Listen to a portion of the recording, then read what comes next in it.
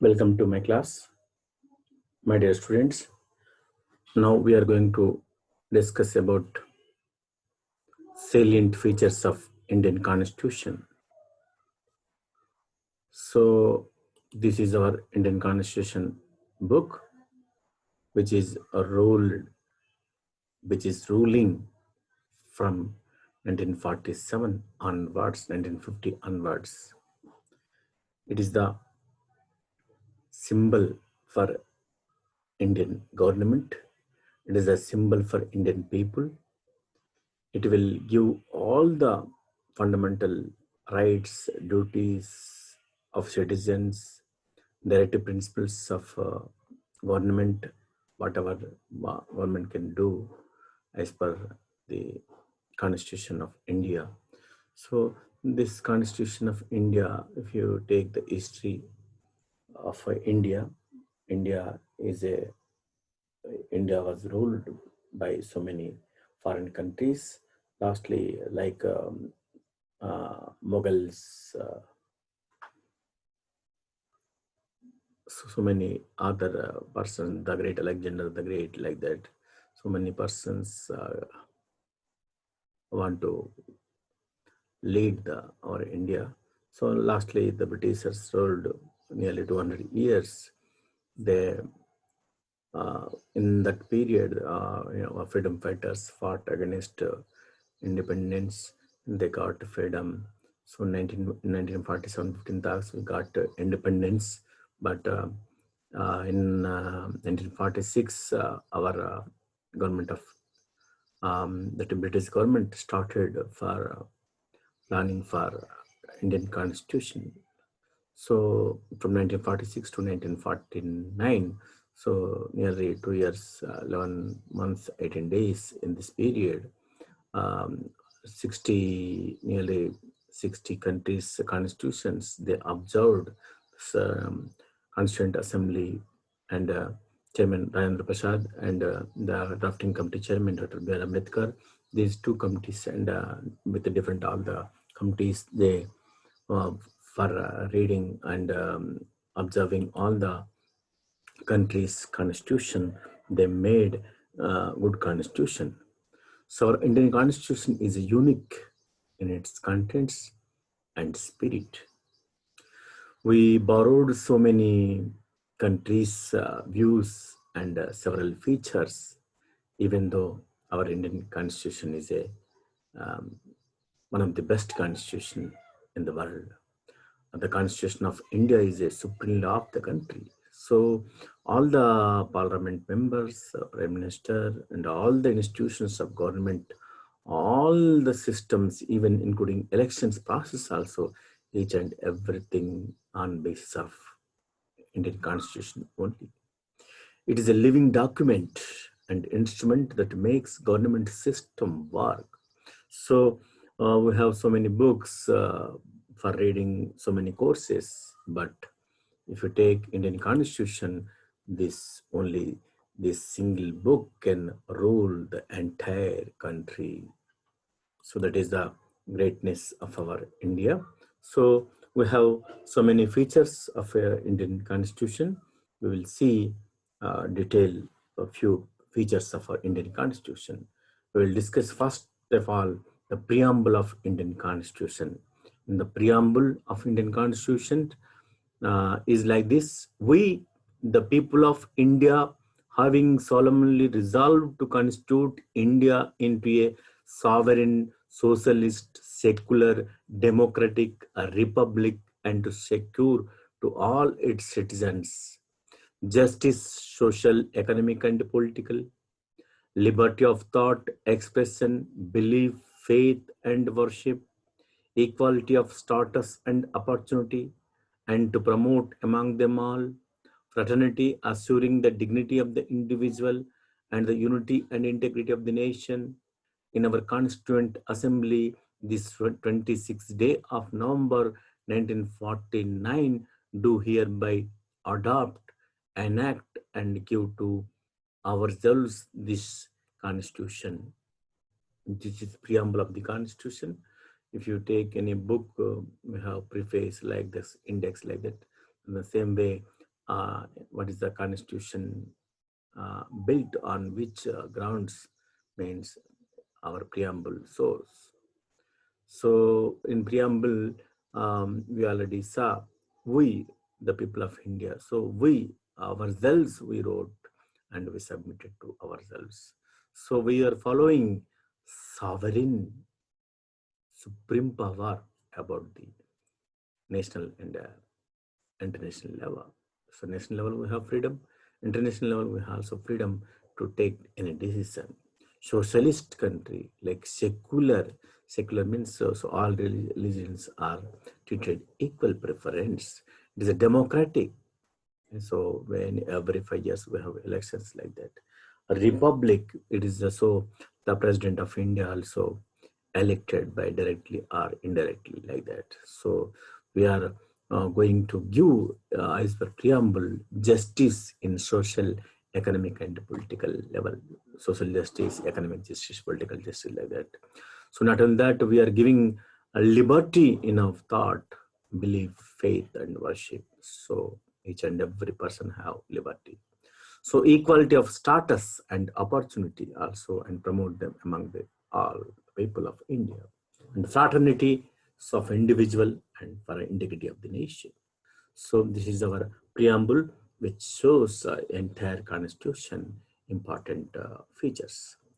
Next feature of our Indian constitution is lengthiest written constitution in the world. So we have throughout the world, we have written constitutions and unwritten constitutions are there. For written constitution, America is the best example. For unwritten constitution, British constitution is there. So if you take our constitutions, is a constitution which is the written and largest constitution in the world, and it's a very comprehensive and elaborative and detailed document about the Indian administration. And whenever the Constituent Assembly uh, accepted this constitution, so in 1949, we have preamble and 395 articles and 22 parts and 8 schedules. But present, it consists of about 470 articles and 25 parts and 12 schedules. So we have up to 1952 up to 2020, we have 104 times our Constitution of India amended. So this is the 104th is the last Constitutional Amendment Act up to now, so which extended the reservation of seats for SCs and STs in Lok Sabha and all the state assemblies. This is about our lengthiest written constitution of the. So we will see next drawn from various sources how Indian constitution drawn from different sources. So we'll see, for example, so many countries they observed and they took so many things from different constitution. For example, Australia, we took concurrent list. We have three lists, central and state list like that. And concurrent list, we take concurrent list from the Australia. Freedom of trade also, commerce and intercourse. Joint setting of the two houses of parliament also we take from the Australia. From Canada, we took federation with a strong center and vesting the of residual powers in the center, appointment of state governors by the center, and advisory jurisdiction of the Supreme Court also. From Ireland, we took directive principles of state policy, nomination of members to Rajya Sabha, method of election of the president. From Japan, we took procedure established by law. From Russia, fundamental duties and ideal of justice, social, economic, and political in the preamble. From Britain, parliamentary government, rule of law, legislative procedure, single citizenship, cabinet system, prerogative rights, parliamentary privilege, bicameralism. From America, we took fundamental rights, independent judiciary, judicial review, impeachment of the president, removal of Supreme Court and High Court judges, post of vice president. From Germany, suspension of fundamental rights during emergency. From South Africa, procedure for amendment in the Indian Constitution, election of members of Rajya Sabha. France, Republic Idols of liberty, equality, and fraternity in the preamble. So, not only that, 1935 Act also very important for our Indian Constitution. So we took those things also. So 1935 Act is the major plays major role in our Indian Constitution. So many Britishers made the 1935 Act, and from 1935 Act we took so many things regarding our Indian Constitution. Somebody said that it is a mini constitution. So next feature of our Indian Constitution, blend of rigidity and flexibility. If you take our Indian Constitution, not completely rigidity, not flexibility, it is mixed. So actually, if you take the world constitutions are classified into a rigid and flexible constitutions. What is rigid constitutions? What's a flexible constitution? So if you take a rigid constitution is one that requires a special procedure for its amendment. As for example, the American Constitution. If you take a flexible constitution, on the other hand, is one that can be amended in the same manner as the ordinary laws are made. So for rigid constitution, so it is a special procedure in amendment. So if you take flexible constitution, it's just like ordinary law or can be made laws. As per that only we can do the amendment. So for British is a flexible constitution and American is a rigid constitution. So our Constitution of India is neither rigid nor flexible, but is a synthesis of the both. Article 368 provides for two types of amendments. Same provisions can be amended by special majority of the parliament, that is a two-third majority of the members of each house present and voting, and majority that is more than 50% of the total membership of each house. Some other provisions can be amended by a special majority of the parliament and with the ratification by half of the total states. So in this thing, a rigid constitutions means it may be the amendment procedure is special majority, nothing but 2/3 majority. And if you take a flexible constitutions for India, you can change a few things with only like ordinary law like that. So these are the things about this. If you take another feature of our Indian Constitution, federal system with unitary bias. We have federal and unitary, two things in our Indian Constitution. So India is a federal country. It contains central government, state governments. So if you take what is federal government, so many features are there. India had federal features like dual government, division of powers, written constitution, supremacy of constitution, rigidity of constitution, independent judiciary, and bicameralism. These are the important features for federal system.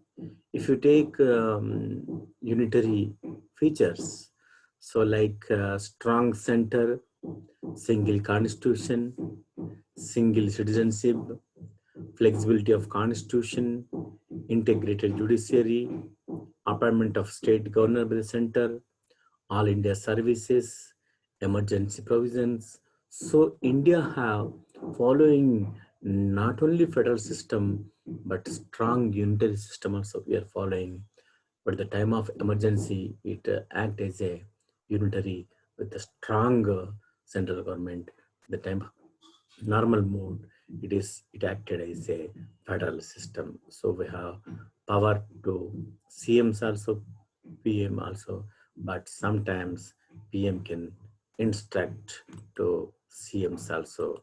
That is the we are taking these things. So Indian constitutions have so many authors described Indian constitution, both features federal and unitary. That's why um, so many authors described Indian constitution like this: federal in form but unitary in spirit. Uh, so some quasi-federal by K.C. Ware said that.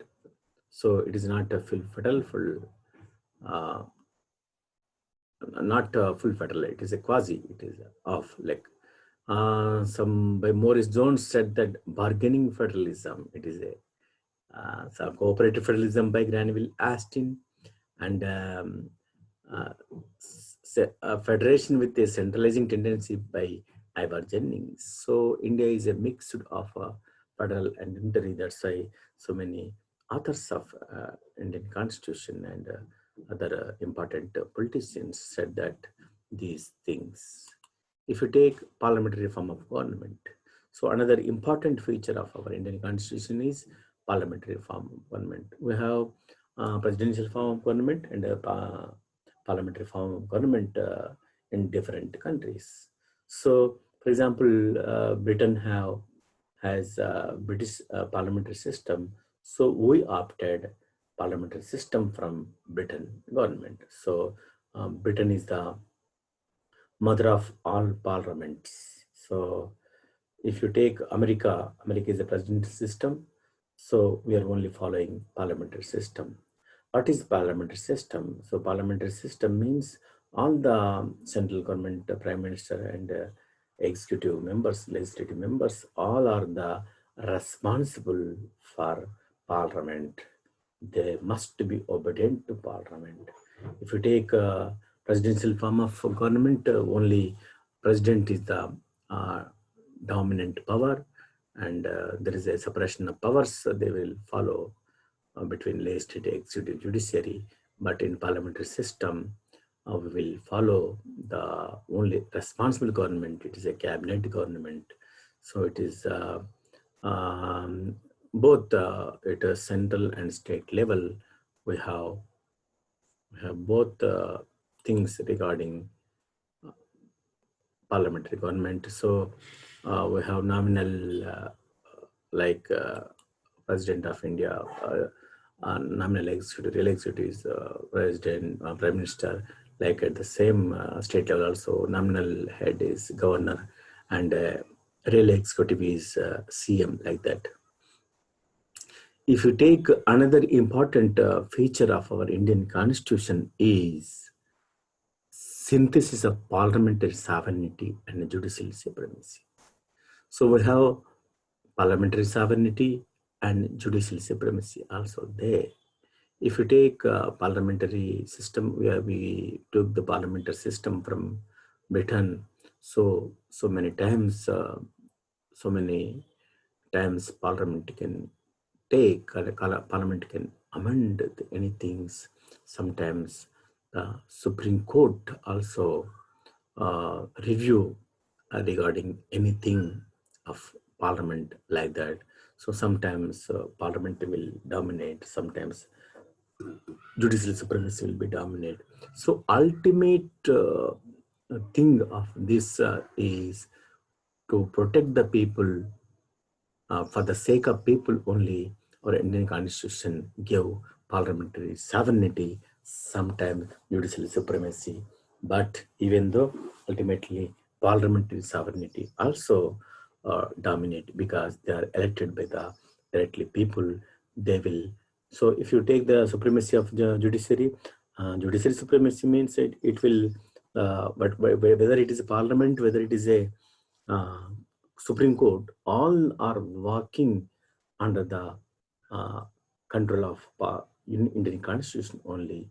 So, if regarding Indian Constitution amendments, we will amend Parliament only. If Parliament amend any things regarding courts like that, then uh, the elected people's parliament will dominate like that. So sometimes like this, sometimes like this, that is going on for the betterment of the people of India. So we'll discuss another feature like integrated and independent judiciary. So we have in our India, the system is like this. mm, uh, Division level courts, district courts, high court, and supreme court. We have this hierarchy system is there. Even though the top system is only supreme court, we have if you take these legislative, executive, judiciary, these are three organs of government. This judiciary have independent and integrated. It will look after everything about all the things about our country. So it always give favor of the people of India. If anything happened by government or by parliament, they will give instruction to central government or state governments regarding betterment of the people.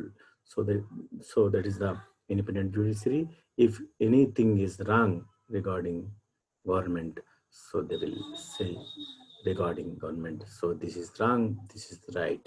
So even though if you have any case, if you file any case in lower courts, it may be it to come to higher courts. Again, the highest court is Supreme Court. So Supreme Court is the final in our India. That is, for example, in Supreme Court also sometimes we have single bench, full bench like that. So this is the about our independent and integrated and independent judiciary feature of our Indian Constitution. So next important feature of our Indian Constitution is fundamental rights. So in our Indian Constitution, part third of the Indian Constitution guaranteed six fundamental rights to all citizens. So actually we have seven fundamental rights, but right to property was removed by 40 for Amendment Act of 1978. So if you take these fundamental rights, so right to equality, there is a fundamental right, first one, Article 14 to 18 explains about the right to equality, means each and every person from President of India to common man of common citizen of India, all are equal. So for example, if you take in our India, for right to vote is a political right, even though. So if you take a vote for each and every citizen, he may be rich, he may be poor, he may be political level like MP, MLA, like CM, PM, like that, like in IAS officers, like that, in any industrialist, like that, any poor man, any common man, any beggar, any middle class person, anyone, all are equal before voting, means each and every person have only one vote for casting their vote. So that is the equality, right to equality. So right to equality maximum explain about providing opportunity for equality in all ways. Next, second fundamental right is right to freedom. Articles from 19 to 22, they will explain about freedom of speech like that. So each and every person, whoever in an Indian citizen, he has power to speak on anything. So he may speak on anything with uh, particular reason only with so next to third right is right against exploitation, Article 23, 24. So, so anyone facing any problems, so you may, this right will save them. Like next to fundamental right is right to freedom of religions. So as per this, India is a secular state. So as a secular state, India will give importance to all the religions. You won't differ any religions. So each and every religions will be protected by India. So all religions are given equal importance in our India. So next, cultural and education rights, Article 2930, it will explain about education and cultural. So each and every community, each and every state, each and every region, they will protect their culture, and they have right to educate in their mother tongue and in prescribed by government of India, like that. So they can learn both their mother tongue and all the national language, international language at their educational institutions. And the last and final important fundamental rights is right to constitutional remedy. It is Article 32. As per this Article 32, so regarding these protecting these fundamental rights, each and every person, each and every citizen have right to protect their rights. If they anyone deviate regarding these rights, they may approach Supreme Court, High Court, like that. They will give they will protect you regarding these things. So habeas corpus and mandamus, covarento, certio are really like these rights are used by Supreme Court and High Court for protecting all the people to regarding these things. So if you take what are the main things, main motto of these fundamental rights, it's meant for promoting the idea of political democracy for all the people. So not only that, it will give the limitation to executive and legislature. They want to do within limitations only for doing legislations and executing the laws, like that.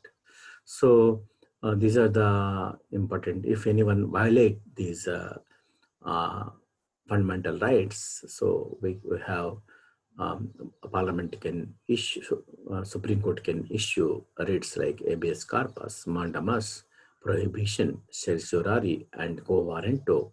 So, for example, habeas corpus. So, if anyone arrested by legally or illegally, so on behalf of him, by their family members, by personal him only, he can approach court or judge. So habeas corpus said that so within 24 hours, each and every person, it may be culprit or non-culprit, he must be produced before the court for giving explanation about his crime or any misbehaved thing. Mandamus, if you, for example, the mandamus is a writ, it will explain about the each and every employee of the government. If he deviate his duty, so mandamus, if you go and ask the court, so court will give the mandamus to that employee, so he must do as per mandamus. So prohibition sometimes these are related to courts. So if any court within limit, it will give the judgment. So if any deviate, sometimes high courts will prohibit to lower courts, you just to stop that issue. So means sometimes it will stop the lower courts and if they deviate their limits, so then the same case will be taken by high courts. That is called certiorari quo warranto. If anyone in any government institutions, anyone doing their only employees of that department only can do the works.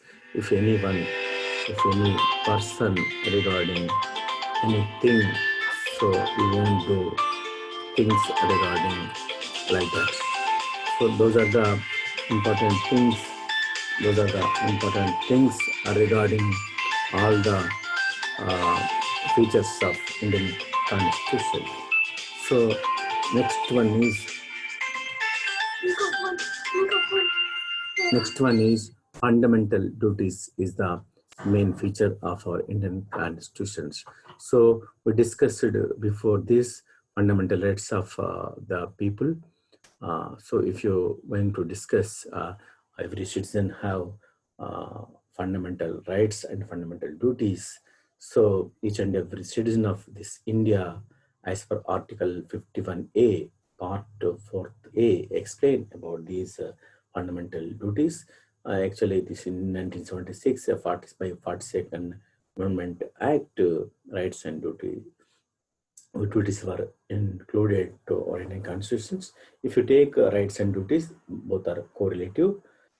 So if we enjoy rights, we must do the duties also. Then only will we will may participate for development of our country.